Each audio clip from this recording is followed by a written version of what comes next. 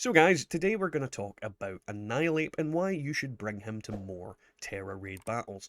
Now, there's plenty of reasons to use Annihilape in Tera raid battles, and we're going to go into them, but first we're going to talk about his weaknesses. Now, he is a fighting ghost Pokemon, which gives him the weaknesses of Flying, Ghost, Psychic, and Fairy. They're only 2 times weaknesses, so they are not the end of the world.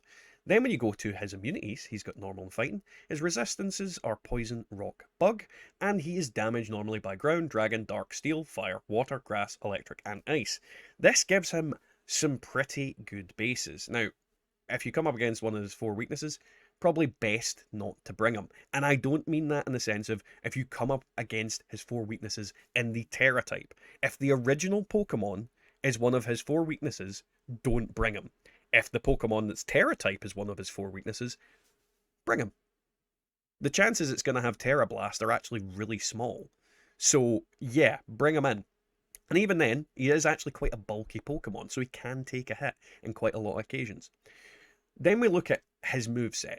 Now, when it comes to the moves that he uses, he's got ghost moves, fighting moves, and he's got some different elemental moves in between. But if you look at just his stab moves, ghost and fighting cover everything for at least neutral damage. And this is very important. He might not be doing super effective damage, but again, he hits like a freaking truck.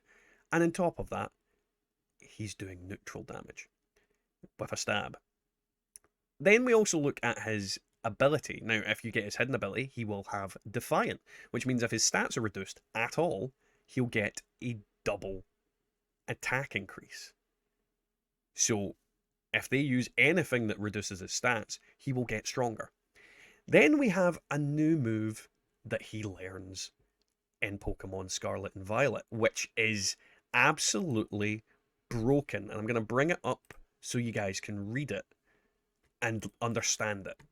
Rage Fist inflicts damage. Its power increases by 50 each time the user was hit during a battle, including the times the user was hit in confusion, up to a maximum of 350 after 6 hits, with each strike from a multi-strike Pokemon counting as 1 hit.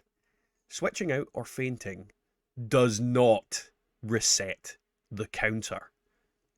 Now, what this means is that Annihilape, after being hit 6 times, will have a base 350 power move to hit opposing Pokemon with. And the only thing that resists a ghost type move is dark. Normals obviously don't get hit by them, period. So that is every other type could get hit by a neutral move of 350 base power. It's absolutely completely bananas for Tera raids. Then again, you combine it with Defiant. Your stats have been going up and down, and then you punch them with a 350 base power move. Do you think they're going to like that? And again, switching out or fainting does not reset the counter. So your Annihilape dies during the actual battle in a Tera raid. It comes back. It's still got all that base power in its punch. It's absolutely insane the amount of damage this Pokemon can pump out with that one move. Annihilape is absolutely great for this, especially if you bring him in against a Pokemon that is going to use moves that he resists, because he's going to survive for ages. And you don't even need to use Rage Fist in the beginning. You can just wait it out until you've got those 6 hits, and then you proceed to body everything and anything with those punches. And then the 2 things rather, that you can't defeat with Rage Fist, you just hit them with fighting moves. You're getting super effective damage, and yeah, Annihilape's broken in Tera raids. It really is. It's not the best Pokemon. There is plenty of Pokemon out there that will kill him because of their type advantage, and Tera Pokemon having insane stat increases. But he does a very good job at killing everything else.